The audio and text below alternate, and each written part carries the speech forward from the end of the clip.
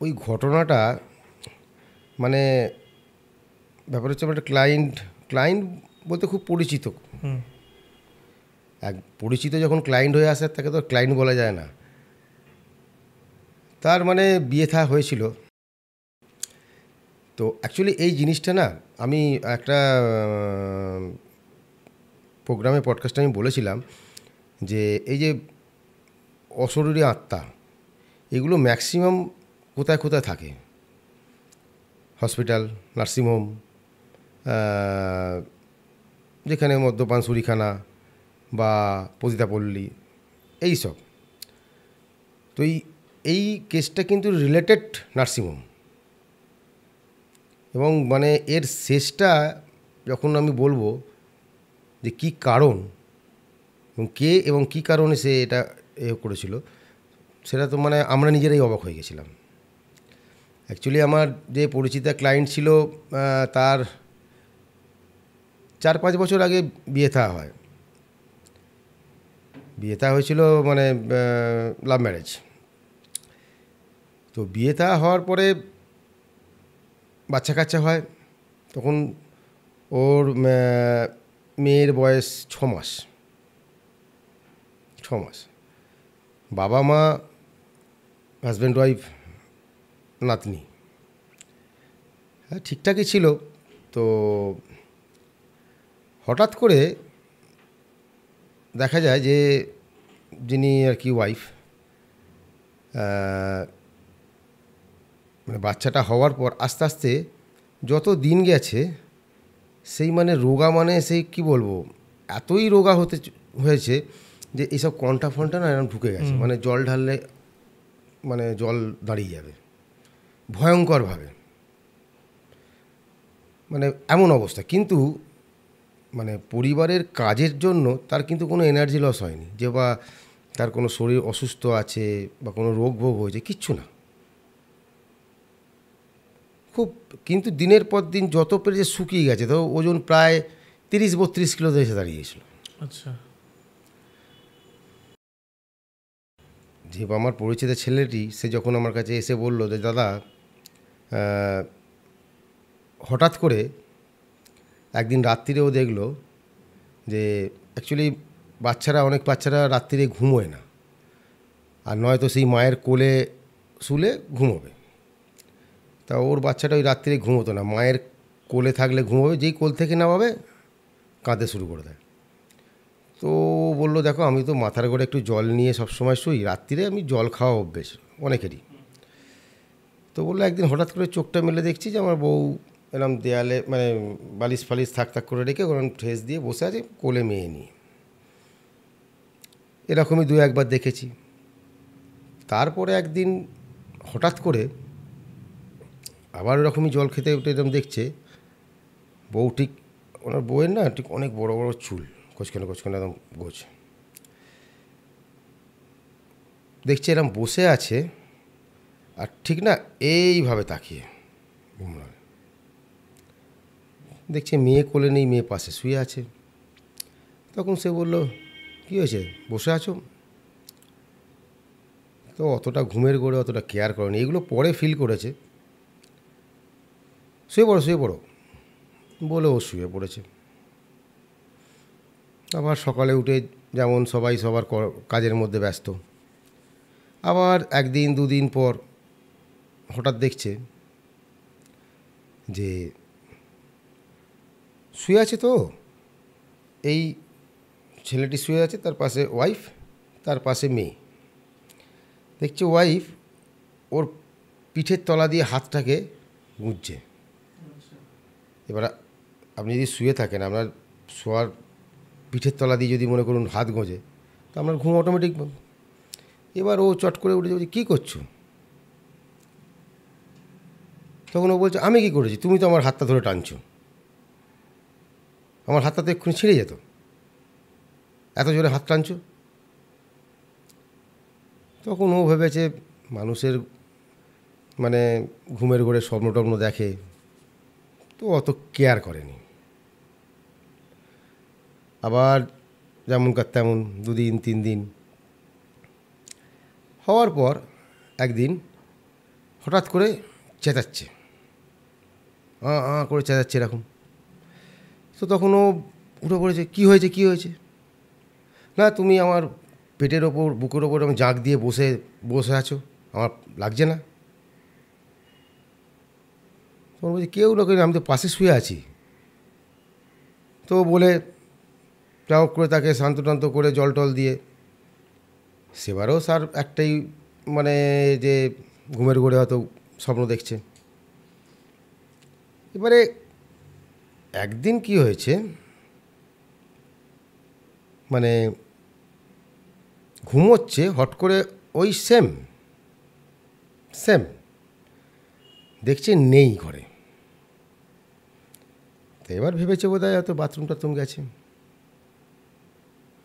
এবার কী করছি, সে ঘর থেকে বেরিয়ে দেখছে বাড়ির মেন গেটের আগে যে আর একটা গেট আছে, সেই গেটটা খুলে মেন গেটের দিকে এরম তাকিয়ে আছে, হাঁ করে এরম বড় বড় চোখ করে, আর এই চুলটা পুরো এলো ওইভাবে দাঁড়িয়ে। তখন রাত্রির 2টো। আচ্ছা। এবার তখন যা হোক করে কথাবার্তা, কী হলো, কেন এখানে দাঁড়িয়ে আছো, কী, কোনো মুখে কোনো সাড়া নেই, আসতেও চাইছিল না ঘরে। তারপর তাকে কোনো রকমভাবে নিয়ে এসে শুইয়ে দেওয়া হয়েছে। এবার শুইয়ে দেওয়ার পর ও একটা তখন মনের মধ্যে একটা অন্য চিন্তা করছে যে এটা কী হচ্ছে। তো পরের দিন ও শ্বশুরবাড়ি যায় একাই, গিয়ে শাশুড়িকে সব জিনিসটা খুলে বলে যে এরম হচ্ছে, এটা কী হতে পারে। তখন শাশুড়ি বলেছিল যে দেখো ওর রাস খুব হালকা, ওর মাঝে মধ্যে কিন্তু এরকম হাওয়া বাতাস লাগতো, ঝাড়ি টাড়ি দিতাম। তখন ও কী করেছে, এসব কথাবার্তা বলার পর, আর ও মানে সেরমভাবে যে কোনো তান্ত্রিকের কাছে যাবে ও অতটা করেনি, কাজকর্ম করে খাওয়া ছেলে, চাকরি বাকরি করে। এবার ও ডিসাইড করে যে ও জেগে থাকবে, দেখবে কি হয় বলে। ও কী করেছে, একদিন দুজনেই শুয়ে আছে, যেমন ও এরম এক পাশ ফিরে এরম শুয়ে আছে, কিন্তু জেগে আছে। ঠিক রাত 12টার পর বলছে দাদা, মানে আমার যে প্রাণটা বেরিয়ে চলে যায়নি, এই আমার ভাগ্য ভালো। মানে শুধু আমি মানে নিজেকে শক্ত রেখেছিলাম। বলছে আমি এরকম পাশ ফিরে রয়েছি, আমি ঘড়িটা দেখছি, যেই দেখলুম 12টা ক্রস করেছে। এমনি শুতে 11টা, বউ ন্যাচারালি পুরুষরা একটু তাড়াতাড়ি শুয়ে পড়ে, মহিলারা তার ঘরের কাজকর্ম মিটিয়ে মেয়েকে করে তাদের শুতে প্রায় রাত্রির হয়ে যায়। আবার যার ছোটো একটা বাচ্চা 6 মাস, তাদের তো একটু দেরি হয়। এরকম পাশ ফিরে শুয়ে আছে, ঠিক 12টা ক্রস করে 12টা 15-20 নাগাদ হবে। আমি বললো দাদা আমি জাস্ট এরকমভাবে এইভাবে শুয়েছিলাম, জাস্ট আস্তে করে শুধু মাথাটা এরকম ঘুরিয়েছি। বলছে আমার মোটামুটি স্ট্রোকের মতো হয়ে যাবে এরকম। আচ্ছা। বলছে এরকম ঘুরিয়েছি, জাস্ট এই 2 ইঞ্চি বাকি আমার দিকে এরকমভাবে এইভাবে তাকিয়ে রয়েছে, পুরো চোখে, মাঝখানে হয়তো 2-4 ইঞ্চির ডিফারেন্স হবে না। শোন, বলছে ঠিক এইভাবে তাকিয়ে রয়েছে। মানে হঠাৎ করে এরকম মানে বলছিলাম তাকিয়ে ছিল, তাকিয়ে থাকার পর কী করলো, ঠিক হাতটাকে এরম করলো, করে আমাকে বলছে এটা দেখছিস, এরম হাতটা তুলে এক্ষুনি গলা বলে এরকম গলার এখানটা রাখলো, বাঁ হাতটা রেখে বললো এটা আমি এক্ষুনি দেখবি তুই ফরফরিয়ে মরে যাবি। বলছে প্রথম তো হঠাৎ করে যদি এমনি এরম দেখেন কেউ এরমভাবে চেয়ে রয়েছে, তো আপনার তার উপরে এটা করে যেই হাতটা রেখেছে যে দেখবি এক্ষুনি রাখবো তুই ফরফরিয়ে মরে যাবি। তখন ও যা হোক করে না হাতটাকে ধরে নিয়েছে, নিয়ে না উঠে বসে পড়েছে। অ্যাকচুয়ালি ভয়ের ব্যাপার। বলছে আমার প্রাণ অর্ধেক ওষ্ঠাগত হয়ে গেছে। বলছে বলার পর না আমি কথা বলে ফেলেছি, কে, কারণ ন্যাচারালি ওয়াইফ তো আর তুই তুকারি করবে না, তাকে কে কোথা থেকে এসছো, কী হ্যান ত্যান বলছে। আমি আমার কোনো ঠিক নেই আমার মুখ থেকে কী বলছি, বলছে লাস্টে ভয় পেয়ে গিয়ে একটা চড় মেরে দিয়েছি। যেই চালিয়ে দিয়েছি বলছে আমি কিন্তু জেনে শুনে বা কোনো ভেবে চিন্তে করিনি, ভয় করে ফেলেছি। এবার সঙ্গে সঙ্গে বোধহয় তখন ওই বউয়ের থেকে সরে গেছে। তখন ওয়াইফ জেগে উঠেছে, বলে এবার অ্যাকচুয়ালি তার তো লেগেছে গালে, বলছে তার তো লেগেছে, আমি ভয় মেরে দিয়েছি জোরে। তো তখন সে চেঁচিয়ে উঠেছে। তো তারপর তাকে আর কী বলবো, আমি মেরেছি, না না কিছু হয়নি কিছু হয়নি করে বলে কোনো ক্রমে আমি তাকে ঠান্ডা করি, গালায় বরফ ফরফ দিই এটি বলে বলার পর তারপরের দিন আবার শাশুড়ির কাছে যায়। তখন শাশুড়ি বলে যে এটা তো কিছু না বড়ো ব্যাপার, তাহলে কোনো একজন মানুষের কাছে যেতে হবে, কিছু তো ব্যবস্থা করতে হবে। তো অনেক জায়গায় গেছে, হয়তো 2-4 দিন ঠিকঠাক ছিল, আবার জেকে সেই। এবার এদের একটা জিনিস থাকে কি জানেন, যে কোনো মানে অশরীরী আত্মা যদি কারোর কাছে যায়, অ্যাকচুয়ালি তাকে বার করার জন্য বাড়ির লোক যদি কোনো জায়গায় যায় না, ওরা কিন্তু ফলো রাখে বা সেখানে বাধা দেয়। আর যদি একবার কিছু ক্রিয়া করে দিলেন, সে হয়তো 2-4 দিন কি 1 মাস 2 মাসের জন্য যদি সরে গেল বা তারপর যদি কামব্যাক করে, তখন কিন্তু সে আরও ফেরোসাস হয়ে যায়, আরও ফেরোসাস হয়ে যায়। তো 2-4 জায়গায় যাওয়ার পর যখন ওই 2-4 দিন 7 দিন আবার জেকে সেই, তখন যেন ওই অসুর মানে এই আত্মাটা যেন মনে হচ্ছে ফেরোসাস হয়ে গেছে। কীরকম, ক্ষতিকারও করছে না।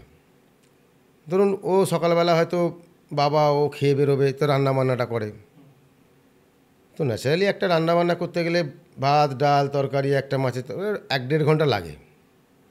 হয়তো তার মা বললো যে এই রান্না হবে, বললো ওই বললো 10 মিনিট গেল না, রান্না হয়ে গেল। কী করে হচ্ছে বুঝতে পারছি না। রাতে রুটি তরকারি করতো,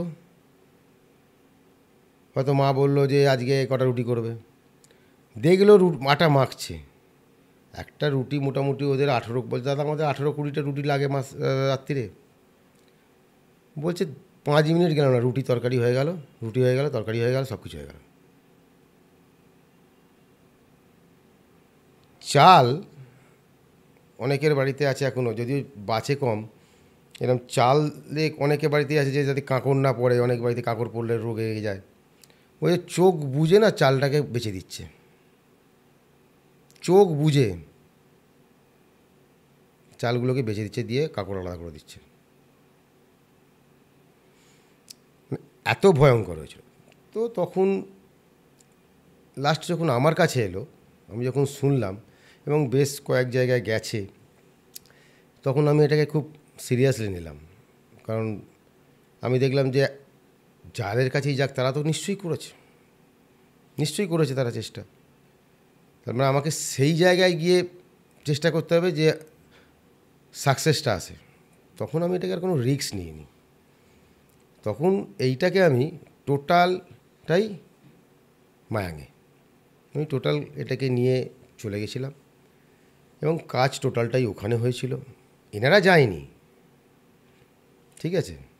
কিছু দেখুন, এখন যদি বলে কেউ বলে যে কাউকে যদি ভূতে ধরে তাকে আপনি সামনে থেকে না ছাড়ালেন কী করে, আছে অনেক পদ্ধতি আছে।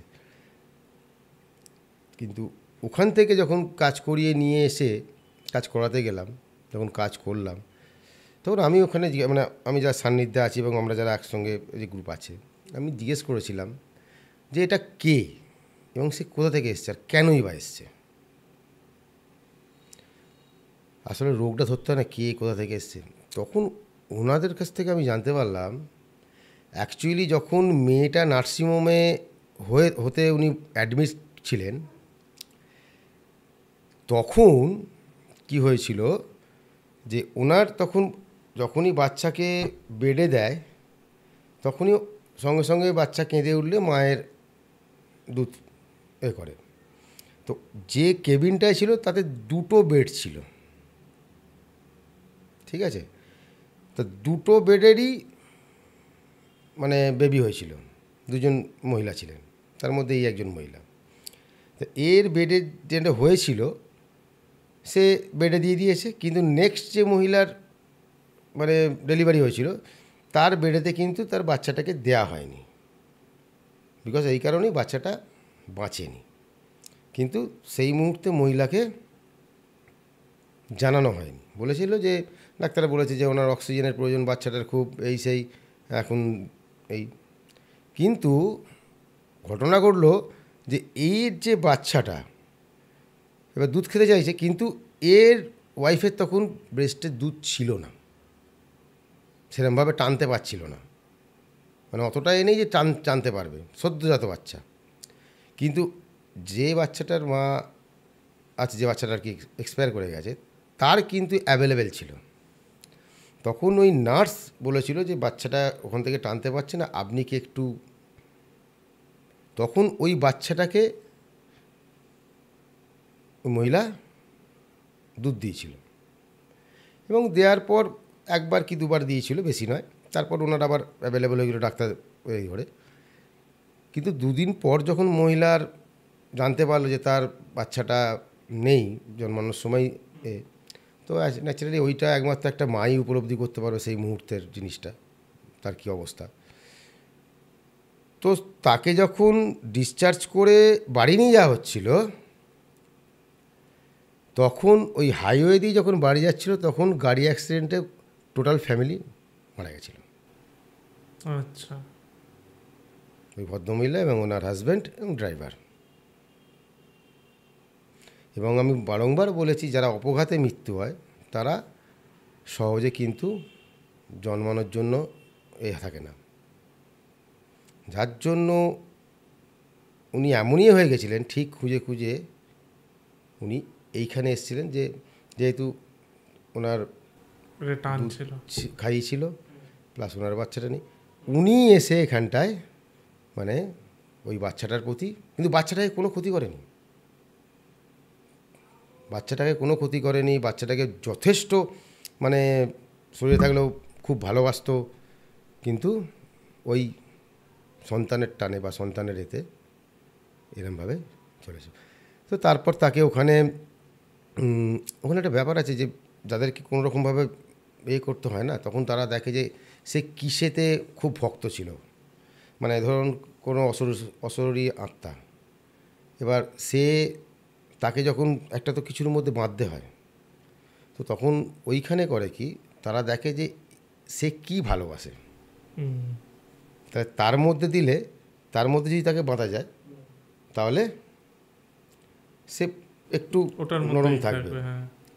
তো ওই ভদ্রমহিলা বলছে উনি ভাত খেতে খুব ভালোবাসতেন, ওই জন্য ওনাকে একটা মানে মাটির কলসিতে, মানে যে হাঁড়ি হয় ছোট, তাতে চাল দিয়ে তার মধ্যে তাকে আটকে রেখে দেওয়া হয়েছিল, যাতে সে অতিরিক্ত না বাড়াবাড়ি করে। এটা হচ্ছে একটা সিস্টেম। এই করার পর থেকে, ওখান থেকে কাজ করে আনার পর থেকে, কাজ করে দেওয়ার পর থেকে আজ হয়ে গেল প্রায় 3 বছর। খুবই ভালো আছে, শরীর স্বাস্থ্যও ভালো আছে, বাচ্চাও ভালো আছে এবং সংসারও ভালো আছে। আচ্ছা, বেশ অন্য ধরনের ঘটনা, বাট আমি অনেক জায়গায় বলেছি, দেখো ভূত যেটা আছে না, আছে, এবং সেটা ম্যাক্সিমাম থাকে নার্সিংহোম বা হসপিটালে, কারণ অনেকেই মারা যাচ্ছেন এবং অনেকের বাচ্চা হতে গিয়ে মারা যাচ্ছেন, সেই আত্মাটা ওখানে ঘুরে বেড়ায় প্রচুর। আর একটা হচ্ছে থাকে ছুরিখানায়, কারণ অনেকে অপঘাতে মৃত্যু হয়, তার হয়তো নেশা ছিল নেশা করার, তো সে কিন্তু ওই নেশার জায়গাতেই থাকবে, বা কেউ অপঘাতে মৃত্যু হয়েছে, তার নেশা ছিল কোনো পতিতাপল্লী জায়গায় যাওয়া, সে ওইখানেই করবে। তো এই সব জায়গাগুলোয় কিন্তু বেশি অপঘাতে মৃত্যুর মানুষরা থাকে। আচ্ছা আচ্ছা, এবার আমরা আসি যেটা মানে শুনছিলাম অফ ক্যামেরা, যে মায়ঙের বিষয়, তো ওইটা নিয়েই যদি বলেন, মানে যখন আপনি গেলেন সেখানকার অভিজ্ঞতাটা কেমন ছিল? আমি যেদিন প্রথম গেছিলাম, সত্যি কথা বলতে মানে যাওয়ার সময় ভয় কি ছিল মনের মধ্যে? ভয়ঙ্কর ভয় ছিল, কারণ আগে থেকে শুনেছেন এত কিছু। শুনেছি। দ্বিতীয় কথা হচ্ছে যখন আমি যত ঢুকছি অ্যাকচুয়ালি মানে ওই যে বললাম না, কামরূপ ডিস্ট্রিক্ট শেষ, নদী পার হওয়ার পর একটা বাজার আছে, ওই অবধি সব মানুষের শেষ সীমানা। এবার ওখান থেকে যখন আমি গাড়ি নিয়ে ঢুকছি, দুপাশারই হচ্ছে পাহাড়, মাঝখান দিয়ে রাস্তা যাচ্ছে। সেই রাস্তাটা মোটামুটি একটু ভালো, যেমন রাস্তা হয়। 2-4 কিলোমিটার যাওয়ার পর মায়াঙে কিছুটা, মানে ফার্স্ট যে 2-4 কিলোমিটার মায়াঙে যখন এতে ঢুকছি, তখন ওই 2-4 কিলোমিটার একটু ভালো রাস্তা আছে, বা কেউ হয়তো একটু দোতলা বাড়ি করেছে এরকম। খুব রেয়ার একটা কি দুটো দোকান দেখতে পেয়েছি, কেন ওখানে তো মানুষ বাস করে। কিন্তু তারপর যে ওই 8-10 কিলোমিটারের পর যে আমি আরও 20 কিলোমিটার ভেতরে ঢুকেছিলাম, যে ঢুকছি, তখন আমি কিচ্ছু দেখতে পাচ্ছি না। শুধু বাড়ি ঘরদোর খুব কম, মানে কি বলবো, পাহাড়, অঢেল বড় বড় সেই চারদিকে জায়গা, আর মাটির রাস্তা, কোনো মানুষজন নেই। এবং আমি তারপরে যে 20-22 কিলোমিটার, কেন প্রথম থেকেও আমি যেটা দেখলাম, কোনো মহিলা দেখা যায় না। আচ্ছা। তো ওই ভেতরে যেতে যেতে ওখানে একটা মিউজিয়াম আছে, সেটাও চারদিকে বন জঙ্গল, মানে মাঠ ঘাট, একটু বাগান চত্বর আছে, সেখানে একটা মিউজিয়াম আছে। ওই মিউজিয়ামে মানে মায়াঙের যত বড় বড় আগের তান্ত্রিকরা ছিলেন, যারা আজকের ডেটে নেই, আবার কেউ কেউ আছেও, আচ্ছা। তাদের সবার ছবি, এবং তারা কিভাবে জীবনযাপন করতো। এরকমই বিভিন্ন আরও ক্লিপস পাওয়ার জন্য, আরও বিষয়ে জানার জন্য আমাদের এই চ্যানেল ইউটিএস ক্লিপসকে অবশ্যই সাবস্ক্রাইব করুন।